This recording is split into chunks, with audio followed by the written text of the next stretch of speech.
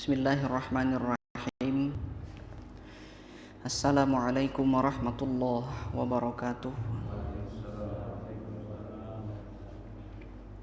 Alhamdulillah hamdan katsiran thayyiban mubarakan fihi kama yuhibbu rabbuna wa yarda. Asyhadu an la ilaha illallah wahdahu la syarikalah wa asyhadu anna Muhammadan abduhu wa rasuluh. Allahumma salli wa sallim ala nabiyyina Muhammadin wa ala alihi wa ashabihi ajma'in. Rabbi shrah li sadri wa yassir li amri wahlul 'uqdatam min lisani yafqahu qawli, amma ba'd. Alhamdulillah, kembali kita diberikan Allah kesempatan untuk melanjutkan majelis kita dalam pembahasan kitab Sunan Abi Dawud yang dituliskan oleh Al-Imam Abu Dawud rahimahullah. Salawat serta salam tak lupa selalu tercurahkan kepada Nabi kita, Nabi besar Muhammad sallallahu alaihi wasallam, beserta keluarga beliau, sahabat-sahabat beliau, dan pengikut-pengikut beliau sampai akhir zaman nanti. Kita akan lanjutkan pembahasan yang terputus di pekan yang lalu, yaitu tentang imam seorang wanita.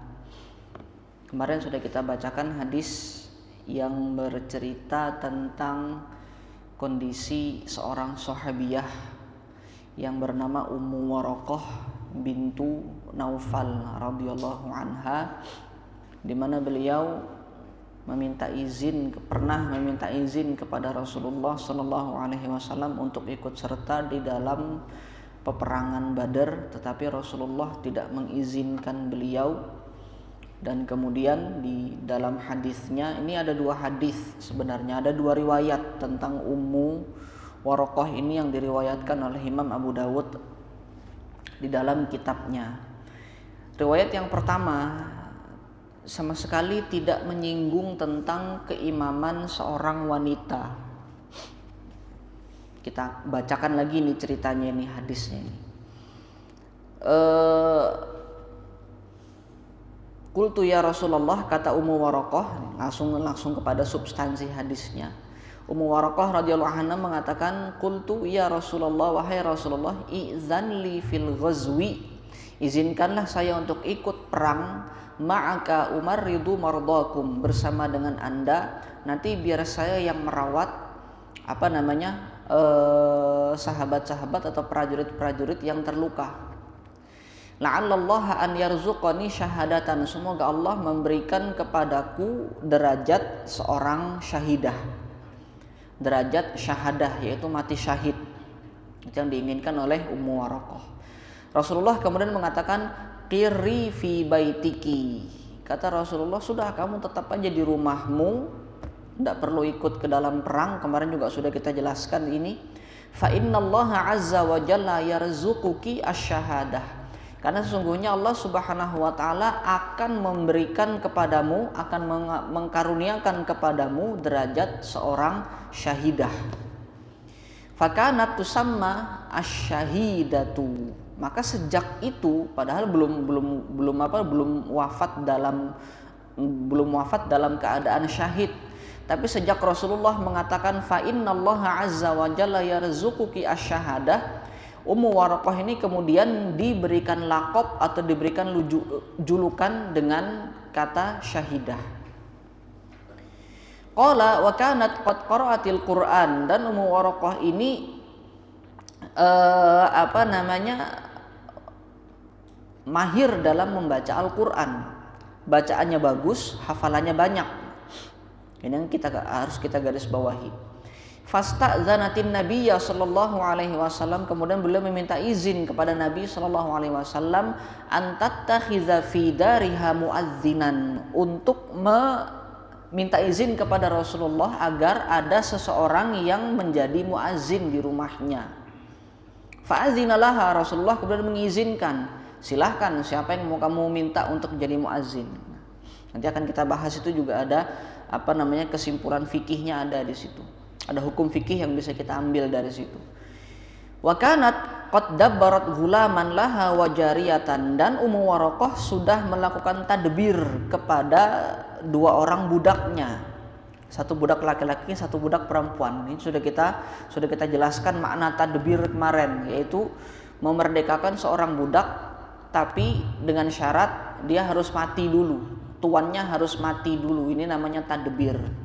Kamu akan merdeka, kamu akan menjadi orang yang merdeka, kamu akan lepas dari perbudakan kalau nanti saya mati, kalau saya sudah mati. Nah itu yang disebut dengan tadbir.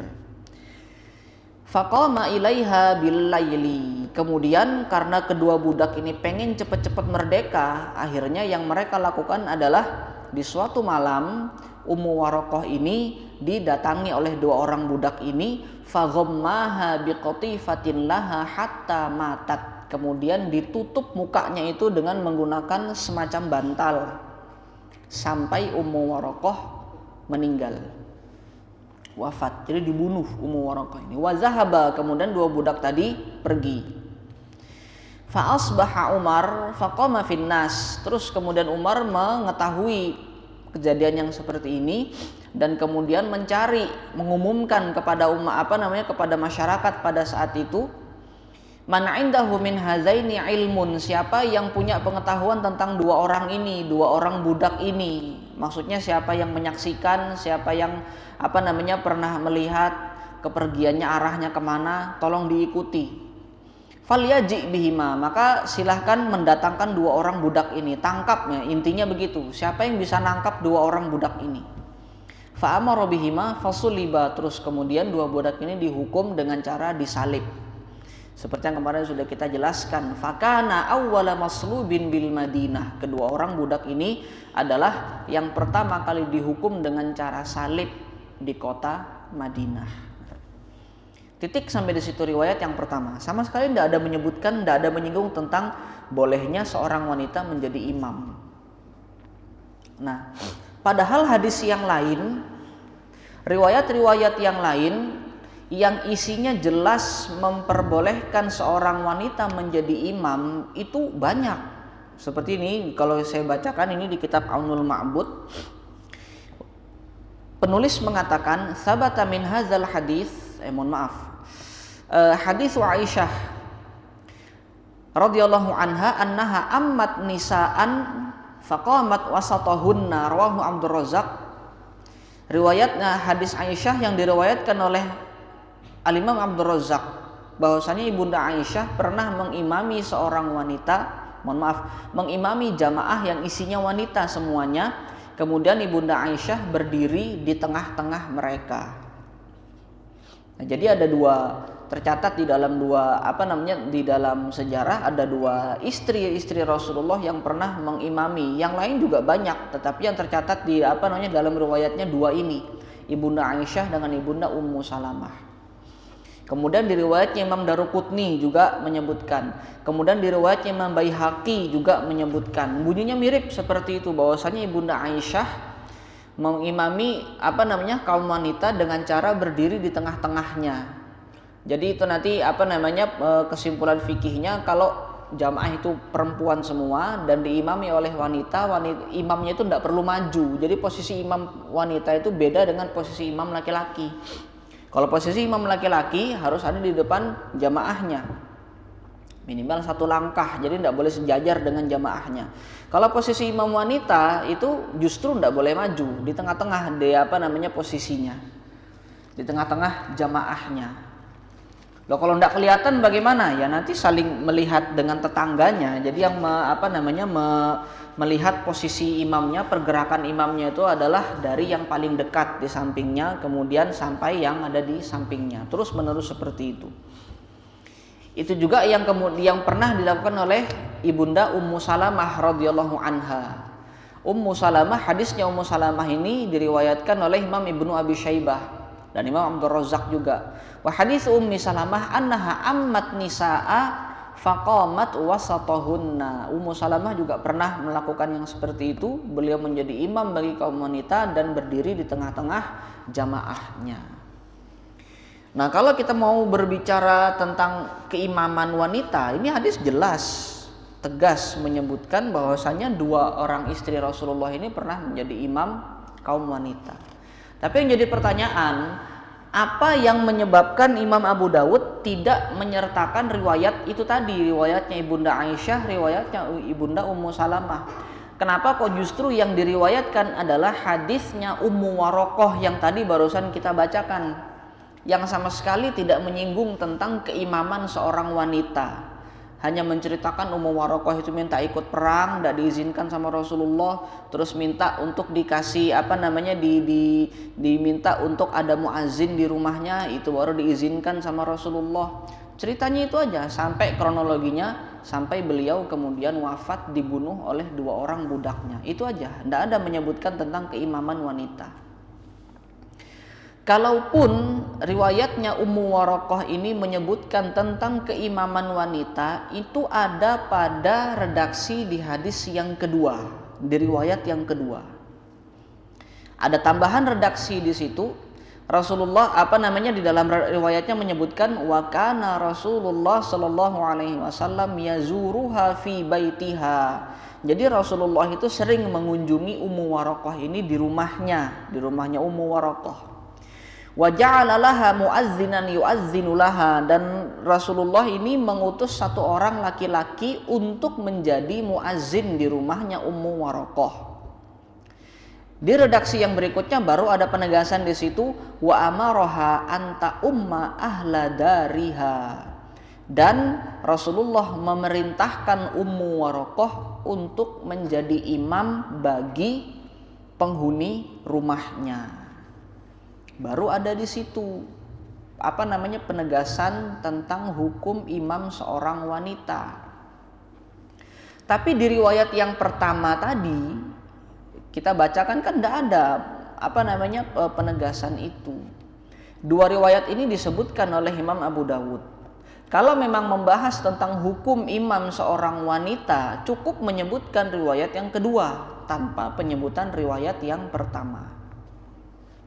Lantas kenapa Imam Abu Dawud merasa perlu menyebutkan riwayat yang pertama, yang kronologinya lebih panjang, tapi tidak ada sama sekali menyebutkan hukum seorang wanita menjadi imam? Nah, tujuannya adalah kenapa Imam Abu Dawud mencantumkan dua riwayat ini, padahal riwayat yang kedua lebih ringkas dan sudah cukup untuk memberikan kesimpulan hukum bahwasannya imam wanita itu boleh, seorang wanita boleh menjadi imam, cukup di riwayat yang kedua. Tapi kenapa harus ada riwayat yang pertama?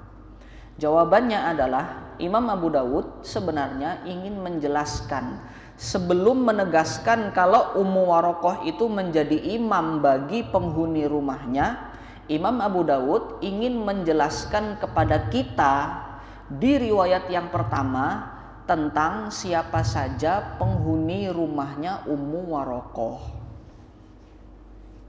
Tadi sudah kita sebutkan, ada dalam ceritanya kan ada berapa orang yang kita simpulkan. Ada 3 orang. Yang pertama muazzinnya Ummu Warokoh, dan itu pasti laki-laki. Ini yang tadi saya sebutkan, ada kesimpulan fikih yang bisa kita ambil dari peristiwa ini. Kita belok dulu kepada kesimpulan fikih ini, kembali kepada hukum azan, bahwasanya azan itu harus dilakukan oleh laki-laki. Perempuan tidak boleh azan. Dalilnya di hadis tentang Ummu Warokoh ini. Ummu Warokoh minta izin kepada Rasulullah agar didatangkan seorang muazzin laki-laki.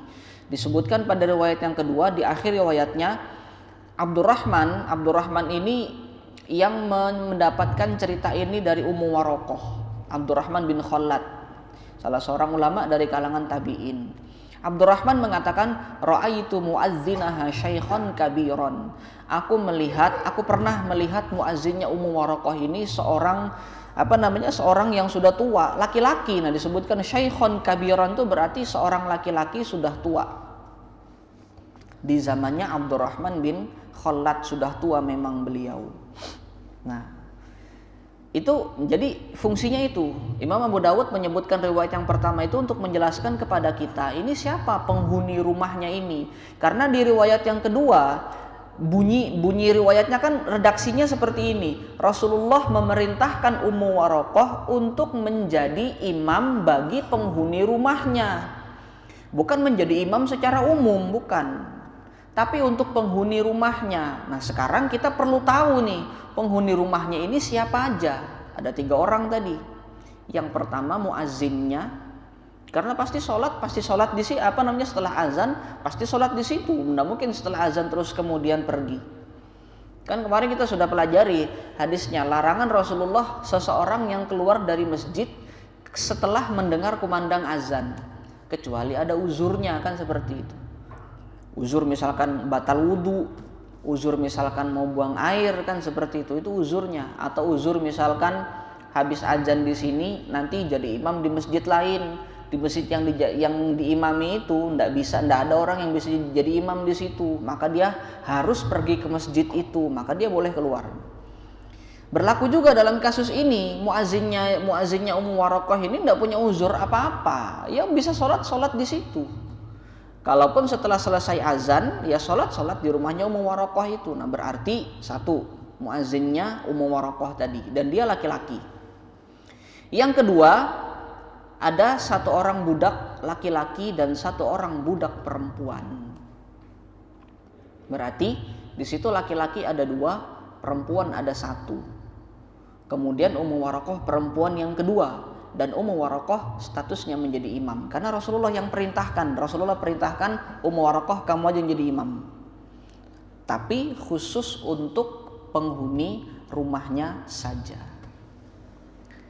Dari sini para ulama kemudian berbeda pendapat di dalam hukum apakah seorang wanita boleh menjadi imam laki-laki. Nah, di situ catatannya. Kalau untuk menjadi imam perempuan, sesama perempuan, para ulama sepakat, tidak ada perbedaan pendapat di situ. Boleh seorang wanita menjadi imam wanita yang lainnya. Yang jadi perbedaan pendapat adalah seorang wanita menjadi imamnya laki-laki, boleh atau tidak. Nah, berdasarkan hadis ini ada 2 pendapat. Kalau pendapat mayoritas ulama, mayoritasnya itu biasanya kan diungkapkan dengan kata-kata jumhur. Jumhur itu maknanya adalah mayoritas. Di dalam kitab Aunul Ma'bud ini, kata-kata atau ungkapan yang digunakan ini lebih banyak daripada sekedar mayoritas. Penulis Aunul Ma'bud mengatakan wa khalafa dzalika al-jamahiru, jamak dari jumhur. Jumhur itu aja maknanya sudah jamak, maknanya mayoritas. Kemudian diungkapkan dengan bentuk yang lebih jamak lagi, yaitu jamahir. Untuk memberikan pengertian kepada kita, memahamkan kepada kita bahwasannya yang berpendapat bahwasannya tidak boleh seorang wanita menjadi imam laki-laki ini bukan 1-2 orang, melainkan banyak sekali ulama yang berpendapat seperti ini. Yang menyelisihi nanti hanya segelintir saja, maksudnya begitu. Sudahnya minoritasnya pun kecil, sangat kecil apabila dibandingkan dengan, jadi perbandingannya tuh bukan 70-30. Kalau 70-30 tidak disebut jumhur. Tapi perbandingannya itu bisa sampai 90 banding 10% dari para ulama. Makanya disebutkan jamahir, banyak. Sudahnya jumhur, banyak lagi. Itu pendapat yang pertama. Tidak boleh seorang wanita menjadi imamnya laki-laki yang sudah balik, yang sudah sah sholatnya. Kalau laki-laki yang belum sah sholatnya, maksudnya dia belum balik atau menjadi menjadi imam laki-laki, anak kecil misalkan, anak kecil diimami oleh mamanya, boleh seperti itu. Anak kecil yang masih umur TK, yang sholatnya masih lari-lari, masih tolah-toleh ke sana kemari, boleh diimami, karena status sholatnya pun masih belum wajib, status sholatnya masih sholat yang sunnah, boleh diimami oleh kaum wanita. Nah, yang jadi masalah di sini yang diperdebatkan oleh para ulama, perempuan yang balighah menjadi imam laki-laki yang baligh.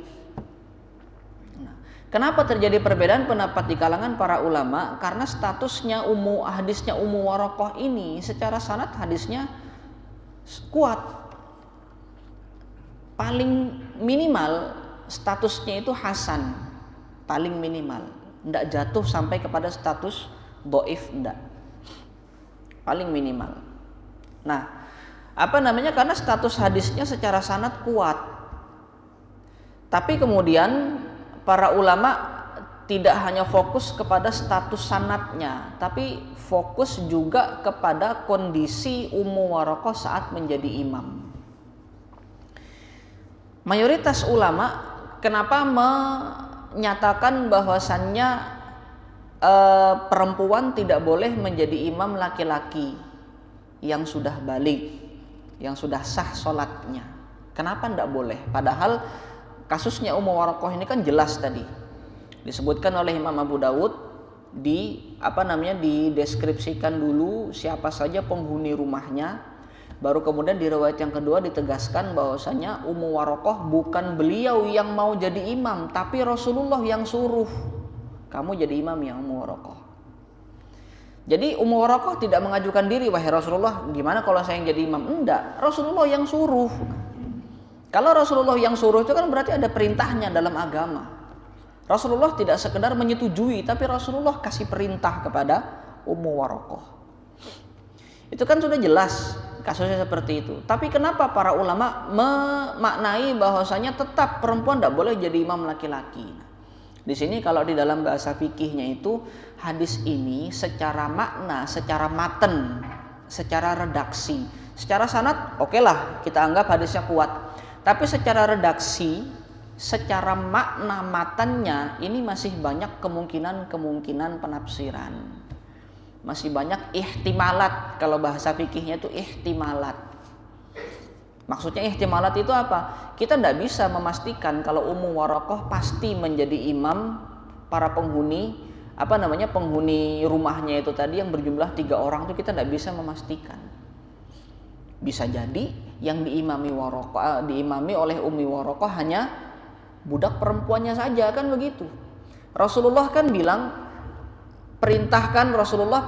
riwayatnya menyebutkan Rasulullah memerintahkan Ummu Warokoh untuk menjadi imam bagi penghuni rumahnya. Tapi tidak dirinci di situ penghuni rumah yang mana, artinya masih banyak kemungkinan makna di situ. Bisa jadi, boleh jadi yang diimami oleh Ummu Warokoh hanya budak perempuannya saja. Sedangkan budak laki-lakinya nanti bisa jadi jamaah sama muazzinnya, kan seperti itu. Masih ada kemungkinan yang seperti itu. Kita tidak bisa pastikan. Nah, dari banyaknya kemungkinan ini kemudian para ulama tidak mengambil hukum dari matan ini tadi. Yang diambil adalah hukum dari matan hadis yang lain, atau hadis yang lain yang melarang seorang wanita itu mengimami laki-laki yang sudah balik. Itu tidak boleh. Sedangkan para ulama yang menyebutkan boleh itu kalau di dalam kitab Aunul Ma'bud disebutkan ada 3 orang. Imam Abu Thawr, Imam Al-Muzani, dan Imam At-Tabari. Imam At-Tabari yang menulis kitab tafsir itu, beliau afiliasinya kepada mazhab siapa? Tidak ada. Beliau mujtahid sendiri. Beliau tidak berafiliasi ke mazhab manapun karena beliau punya mazhab sendiri. Kalau Imam Al-Muzani afiliasinya kepada mazhab Syafi'i karena Imam Muzani ini murid terdekatnya Imam Syafi'i. Kalau Imam Abu Thawr saya kurang paham kalau Imam Abu Thawr ini afiliasinya ke mazhab mana, atau jangan-jangan beliau juga punya mazhab sendiri. 3 imam ini yang kemudian membolehkan. Tapi catatannya yang boleh diimami oleh perempuan adalah ya penghuni rumahnya. Kalaupun seorang perempuan ingin menjadi imam laki-laki yang sudah balik, imami penghuni rumahnya. Siapa yang tinggal di rumahnya dia itu. Misalkan ada seorang janda hafal Quran, hafizoh, janda ini. Dia punya anak laki-laki, sudah pada balik, yang satu sudah kuliah, yang satu sudah bekerja, kan seperti itu. Datang waktu sholat, terus kemudian qadarullah tidak bisa sholat ke masjid, misalkan hujan. hujan. Anak-anaknya laki-laki tidak bisa sholat ke masjid, sudah sholat di rumah diimami sama mamanya. Kalau mau mengambil pendapatnya Imam Muzani atau Imam Tobari, boleh, silahkan. Catatannya di situ. Jadi bukan menjadi imam bagi laki-laki secara umum. Ini mentang-mentang Imam Muzani bilang boleh, oke, kalau gitu kita ambil perempuan untuk menjadi imam kita untuk di sholat maghrib nanti. Siapa yang hafal Quran, yang bacaannya bagus, Ustazah Fulan atau Ustazah Fulan kita panggil, kita suruh jadi imam di sini. Tidak boleh. Karena meskipun 3 ulama ini tadi membolehkan seorang wanita menjadi imam, tapi catatannya yang boleh jadi makmumnya seorang wanita ini hanyalah para orang-orang yang tinggal serumah dengan wanita tersebut, yang menjadi penghuni rumah yang juga dihuni oleh wanita tersebut. Itu yang boleh diimami oleh wanita itu. Itu yang jadi catatan. Jadi jangan diumumkan semuanya. Oh, mentang-mentang ada yang membolehkan terus kemudian oh ya bebas kalau gitu, siapa yang jadi imam, mau laki-laki mau perempuan mau bencong sekalipun, nauzubillah. Kalau bencong kan masih kehitungnya masih laki-laki kan, seperti itu.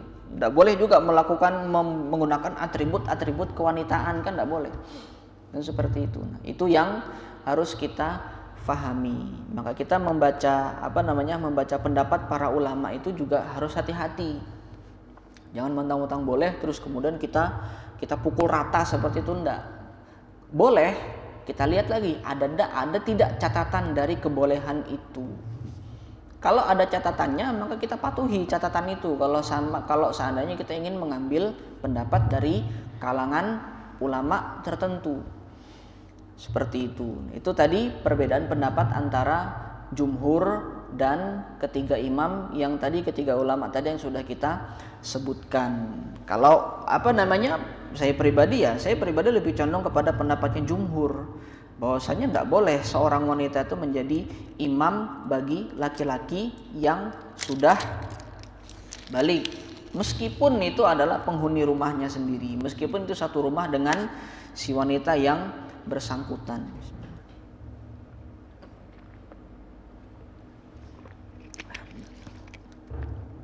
Lah kalau misalkan seandainya gambarannya gini, mamanya hafizoh, anaknya nauzubillah ya, mudah-mudahan enggak tahu itu ada terjadi atau enggak, tapi yang jelas kita kasih gambaran yang paling buruk. Mamanya hafizoh, terus kemudian dia janda, punya anak 2 laki-laki dua-duanya. Yang anaknya ini sudah balik, satunya sudah kuliah, satunya sudah bekerja. Karena sibuk bekerja, jadi dia sibuk kuliah, sibuk bekerja, akhirnya dia tidak mempelajari Al-Quran seperti maknya. Boro-boro menjadi hafid, baca Qurannya aja masih berantakan kan gitu. Baca Quran aja masih tidak becus. Terus kalau sholat bagaimana? Apakah mamanya yang jadi imam? Ya sudah, tidak usah repot-repot. Kalau datang waktu sholat, suruh anaknya ini pergi ke masjid. Cari imam yang laki-laki, seperti itu. Tidak usah repot-repot, kita mau ambil pendapat yang mana nih? Pendapat jumhur kah atau pendapatnya Imam Muzani kah? Boleh tidak jadi imam seperti itu? Tidak usah repot, suruh aja pergi, keluar dari rumah, pergi ke masjid, selesai urusan. Ya, itu yang yang perlu kita perhatikan dari permasalahan ini. Bab yang berikutnya, nah ini bab tentang seorang imam yang dibenci makmumnya. Ada ancaman keras dari Rasulullah Sallallahu Alaihi Wasallam. Imam Abu Dawud menyebutkan bab ar-rajul ya ummul qauma wa hum lahu karihun. Bab seseorang yang menjadi imam suatu kaum dan kaum itu tidak suka dengan imam ini. Diriwayatkan dari sahabat Abdullah ibn Amr ibn As radhiyallahu anhuma anna Rasulullah sallallahu alaihi wasallam, bahwasanya Rasulullah sallallahu alaihi wasallam bersabda, salasatun la yaqbalullahu minhum sholatan. Ada 3 golongan orang yang sholatnya tidak diterima oleh Allah Subhanahu wa taala. Salasatun la yaqbalullahu minhum sholatan. 3 orang yang sholatnya tidak diterima oleh Allah Subhanahu wa taala. 3 golongan yang sholatnya tidak diterima oleh Allah ini, berarti ini sebagai ancaman besar. Ketiga golongan ini itu berarti telah melakukan satu perbuatan dosa besar, sampai-sampai ancamannya adalah sholatnya aja tidak diterima. Kalau sholatnya tidak diterima berarti dosanya sulit untuk Allah ampuni. Maksudnya bukan berarti Allah tidak pengampun, bukan. Allah Maha Pengampun. Tapi untuk tiga dosa ini tadi, tiga perbuatan ini tadi, karena saking besarnya dosanya, ini untuk menghapuskan dosanya itu sulit gitu loh. Perlu banyak dulu amaliyah, perlu banyak dulu berdoa, perlu banyak dulu permintaan ampun kepada Allah, perlu timbangan pahalanya itu lebih berat, kualitas pahalanya perlu lebih besar, dan seterusnya. Jadi banyak effortnya untuk menghapuskan dosa yang besar ini dari tiga golongan ini. Jadi ini ancaman besar yang bahkan kalau sholat itu kan bisa menghapuskan dosa seseorang. Itu sholat apalagi sholat yang wajib bisa menghapuskan dosa seseorang. Nah, kalau ada orang yang melakukan tiga kesalahan ini, tiga dosa ini, boro-boro sholatnya menghapuskan dosanya ini tadi, bahkan sholatnya pun tidak diterima sama Allah. Itu loh, saking besarnya ancamannya, saking mengerikannya ancaman dari Rasulullah Shallallahu Alaihi Wasallam. Allah Maha Pengampun, sekali lagi kita tegaskan, Allah tetap Maha Pengampun. Tetapi di sini Rasulullah ingin memberikan penegasan kepada kita bahwasanya ini dosa yang besar, ancamannya berat. Jangan coba-coba melakukan ini. Dosa yang pertama adalah man taqaddama qauman wa hum lahu karihuna, yaitu seseorang yang maju menjadi imam bagi kaumnya, tapi kaumnya itu tidak ada yang suka sama dia. Ini kita perjelas ini nanti.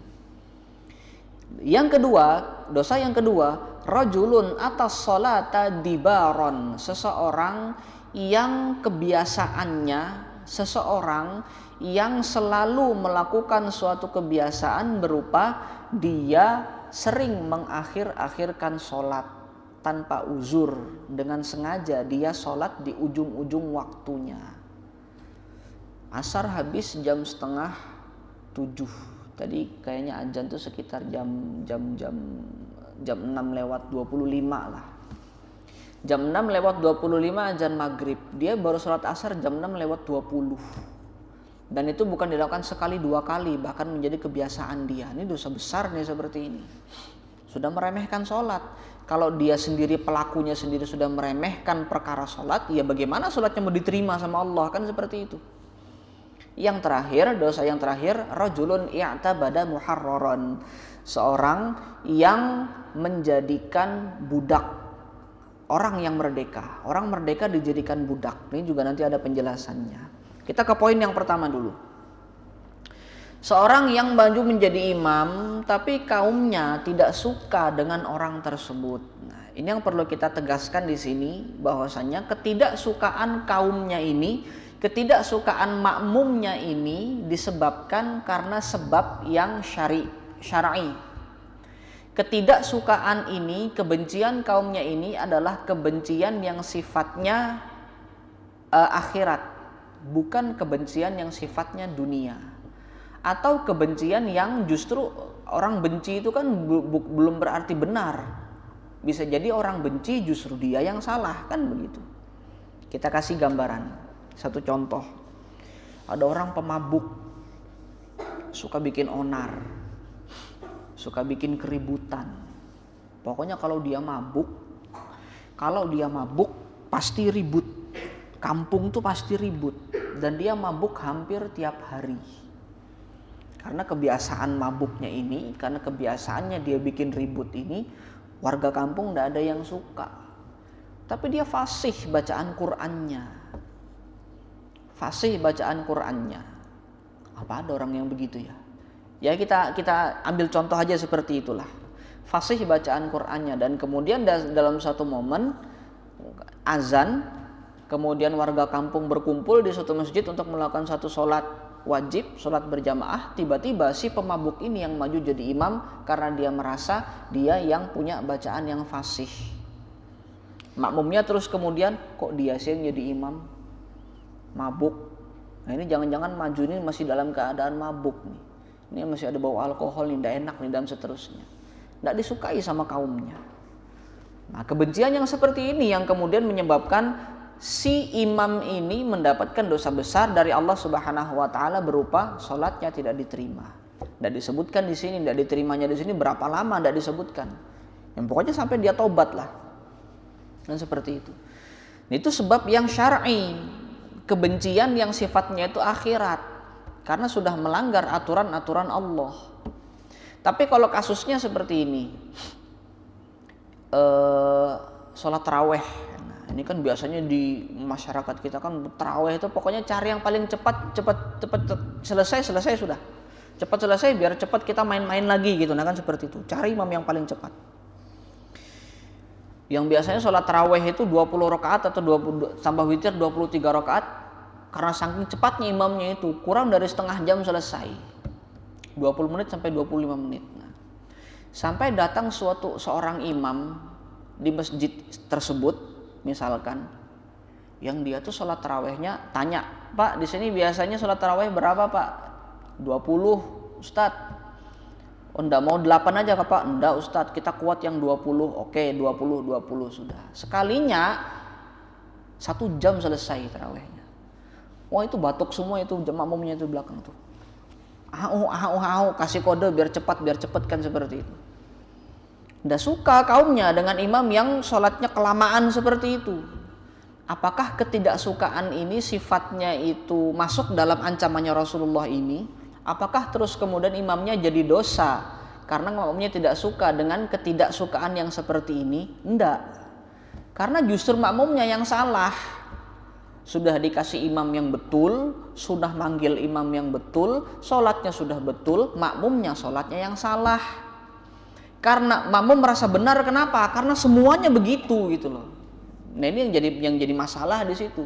Ketika suatu kesalahan itu dilakukan oleh orang banyak, dan yang benar itu hanya segelintir, 1 atau 2 orang saja, maka yang salah itu nanti akan dianggap benar karena dianut oleh kebanyakan orang. Hampir satu masjid jumlah jamaahnya tuh 40 orang, 40-nya itu suka sholat yang cepat tanpa tumak ninah. Imamnya sendirian yang sholatnya itu ya proporsional, terlalu lama juga kasihan makmumnya, dia proporsional sudah, tumak ninahnya dapat, bacaannya dapat dan seterusnya. Tapi 40 makmum yang tadi terbiasa dengan sholat cepat ini tidak suka dengan imam yang seperti itu. Apakah imamnya yang salah? Bukan, makmumnya yang perlu diluruskan. Karena itu tadi, makmumnya salah tapi kesalahan itu dianut banyak orang. Jadi kesalahan yang dianut banyak orang itu nanti bisa terlihat menjadi sebuah kebenaran. Makanya kalau satu kesalahan itu dianut oleh banyak orang di tengah masyarakat, mayoritas masyarakat kita melakukan suatu kesalahan, itu untuk meluruskannya susah. Untuk meluruskannya perlu langkah-langkah, perlu waktu, perlu kesabaran, kan seperti itu. Nah, itu yang jadi catatan. Jadi kebencian yang seperti itu enggak masalah kalau makmum yang benci imam seperti itu, enggak masalah, imamnya yang benar, justru makmumnya yang salah. Atau begini,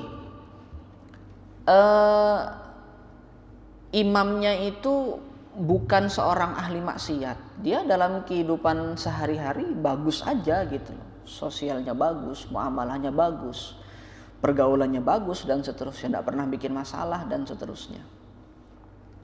Tapi makmum itu tidak suka kalau dia yang jadi imam. Kenapa? Bacaannya pasti salah. Di luar kehidupan sholatnya, di luar waktu sholat, dia baik, orang-orang suka dengan dia. Tapi para jamaah masjid itu tidak suka kalau dia jadi imam. Kenapa? Karena sering salah bacaannya. Ini pernah saya dapati Pak. Ada satu masjid yang ya tidak perlu disebutkan lah masjidnya. Tapi ada imam yang sering kali saya dapati, ada seorang imam bapak sudah tua. Beliau imam ini bagus secara muamalah keseharian bagus, tapi kemudian saya pribadi tidak senang kalau dia yang jadi imam karena saya sempat lebih dari satu kali mendapati seperti ini. Si bapak ini kalau baca ayat, kemudian ada ayat yang lupa, dia kayak gini, misalkan lam yakunil ladzina kafaru min ahlil kitabi wal musyrikina munfakkina hatta ta'tiyahumul bayyinah. Seandainya dia lupa ayat tengahnya itu, dia akan baca seperti ini, lam yakunil ladzina. Kalau kita lupa kan harusnya gini, lam yakunil ladzina kafaru. Diam dulu, tunggu kesempatan, siapa tahu ada makmum yang negur, ada makmum yang nyambungkan, mengingatkan bacaan kita. Lam yakunil ladzina kafaru. Diam dulu. Kalau imam ini enggak, saya perhatikan, kalau dia lupa begini, lam yakunil ladzina kafaru bayyinah gitu nah. Itu kan bacaannya. Dan itu enggak sekali dua kali. Alhamdulillah yang digitukan bukan bacaan Al-Fatihah. Kalau Al-Fatihah yang dibaca kayak gitu enggak sah, sudah batal sudah salatnya. Tidak sekali dua kali saya dapatnya seperti itu. Nanti besoknya lagi. Bahkan anak saya yang kemarin saya bawa itu masih kelas 3 itu pernah selesai sholat bilang ke saya, ayah tadi bacaan ngajinya salah ya. Iya salah. Baca surah Al-Adiyat tuh masih salah. Dan kalau salah dia tidak mau berhenti gitu loh. Tidak mau berhenti, tidak mau ngasih kesempatan makmum untuk nyambungkan. Kalau salah kayak gitu langsung ke ayat terakhirnya bayyinah. Nah itu secara pergaulan keseharian bagus, tapi ketika ada satu momen di mana dia jadi imam, yang momen itu tidak disukai oleh makmumnya, ini juga bisa jadi termasuk ke dalam hadis ini. Ya, makanya kalau jadi imam tuh yang maksudnya normal-normal aja. Kalau memang salah terima ditegur oleh makmum. Kalau memang salah, terima ini salah, saya tidak sanggup baca ayat ini, sudah pindah ke surah yang lain, pindah ke ayat yang lain. Jangan kan seperti itu sehingga makmum nanti akan menilai, oh ini kayaknya tidak mau ditegur nih imam nih. Oh ini imam ini memang hafal kan enggak gitu loh. Pernah ngaji kan enggak, pernah memperbaiki memurojaah hafalannya lagi kan enggak gitu loh. Kok hampir setiap baca surah itu, surah yang panjang-panjang itu kok hampir setiap bacaan tuh seperti itu gitu loh. Makanya ditandai oleh para makmum, oh bapak ini lagi yang jadi imam, hati-hati nih. Nanti kalau sudah bacanya sudah pakai ayat yang panjang-panjang di luar juz amma, itu bisa jadi berantakan kayak gitu tadi. Betul ditandai oleh makmum seperti itu. Sampai-sampai makmum akan merasa, wah ini dia lagi jadi imam, tidak ada yang lain kah gitu. Oh dia lagi jadi imam, tidak ada yang lain kan seperti itu. Itu juga bisa jadi termasuk di dalam hadis ini. Makanya kalau jadi imam ya yang betul. Kalau memang salah terima ketika ditegur oleh makmum. Karena makmum itu juga ada ininya kan, ada aturan cara negurnya. Rasulullah sudah memberikan solusi. Rasulullah mengizinkan makmum untuk menegur. Ini hikmahnya apa? Hikmahnya karena Rasulullah tahu yang jadi imam ini manusia juga gitu loh. Dan ketika manusia yang jadi imam ini tidak luput dari kesalahan. Ketika kesalahan itu terjadi, Rasulullah persilahkan makmum untuk memberikan teguran. Jadi tidak ditutup pintu menegur itu. Makmum tidak boleh menegur imam. Pokoknya imam mutlak seperti itu, tidak begitu. Makmum diizinkan oleh Rasulullah untuk menegur. Itu sebabnya ya karena imam itu bisa jadi melakukan sebuah kesalahan. Itu tadi. Maka yang perlu diperhatikan, jangan sampai seorang imam baik di dalam sholatnya maupun di luar waktu sholatnya melakukan tindakan-tindakan yang tidak disukai oleh kaumnya, melakukan tindakan-tindakan yang tidak disukai oleh orang-orang sekitarnya. Tindakannya dimaksud di sini adalah tindakan melanggar aturan-aturan Allah Subhanahu wa taala. Kemudian yang itu tadi sudah poin yang kedua tadi, seseorang yang sering melakukan sholat sengaja, bahkan selalu sengaja melakukan sholat di akhir-akhir waktu, ini juga dosanya besar. Kalau tidak ada uzurnya, tidak ada sebabnya kan seperti itu. Kemudian yang terakhir tadi poin yang ketiga adalah seseorang yang memperbudak orang yang merdeka. Nah di sini ada dua gambaran. Memperbudak orang yang merdeka di situ maksudnya seorang tuan punya budak. Budaknya dimerdekakan tapi sembunyi-sembunyi. Fulan, kamu nanti besok merdeka. Tapi kamu jangan bilang-bilang orang kalau kamu merdeka ya. Kok gitu Pak? Iya, pokoknya gitu aja, nurut aja sama saya. Dan ternyata sudah merdeka, yang kemudian kemerdekaannya itu ditutup-tutupi, disembunyikan. Ketika keluar ke hadapan publik masih meyakini kalau si orang ini masih jadi budak. Disembunyikan kemerdekaannya biar dia tetap bisa tetap bisa menyuruh-nyuruh, tetap bisa memperbudak si orang ini di hadapan publik, di hadapan umum. Ini tidak boleh yang seperti itu. Kalau merdeka sudah, dan jelaskan kepada masyarakat bahwasanya ini budak sudah merdeka. Atau gambaran yang kedua, seorang yang sudah merdeka kemudian ditangkap dijadikan budak. Ini juga tidak boleh. Kecuali dalam kondisi perang, seperti yang sudah pernah kita singgung, kondisi perang. Dan yang ditangkap ini adalah tawanan-tawanan dari orang kafir yang memusuhi Islam. Ini baru kemudian boleh dijadikan budak. Tapi kalau perangnya itu perang saudara, sama-sama Islam, sama-sama Muslim, dapat tawanannya ini tidak boleh dijadikan budak karena dia Islam, kan seperti itu. Atau nangkap orang dijanjikan misalkan mau dikasih pekerjaan, ayo ikut saya ke sana ke Singapura, nanti saya jadikan diberikan pekerjaan yang layak, diberikan gaji yang layak dan seterusnya. Ikut sampai negara Singapura, ternyata di sana dijadikan budak. Nauzubillah. Itu yang dosa yang besar yang harus dihindari oleh setiap kaum muslimin, karena ancamannya dari Rasulullah SAW juga besar, ancamannya mengerikan. Ancamannya yaitu Allah tidak terima sholat orang-orang yang melakukan 3 perbuatan dosa ini. Allahu a'lam bissawab. Mungkin sampai di sini dulu yang bisa kita bahas pada kesempatan malam hari ini. Mudah-mudahan apa yang kita bahas pada kesempatan malam hari ini bermanfaat dan diberkahi oleh Allah Subhanahu wa taala. Subhanakallahumma wa bihamdika asyhadu an la ilaha illa anta astaghfiruka wa atubu ilaik. Shallallahu ala nabiyyina Muhammadin wa ala alihi wa ashabihi ajma'in. Assalamualaikum warahmatullahi wabarakatuh.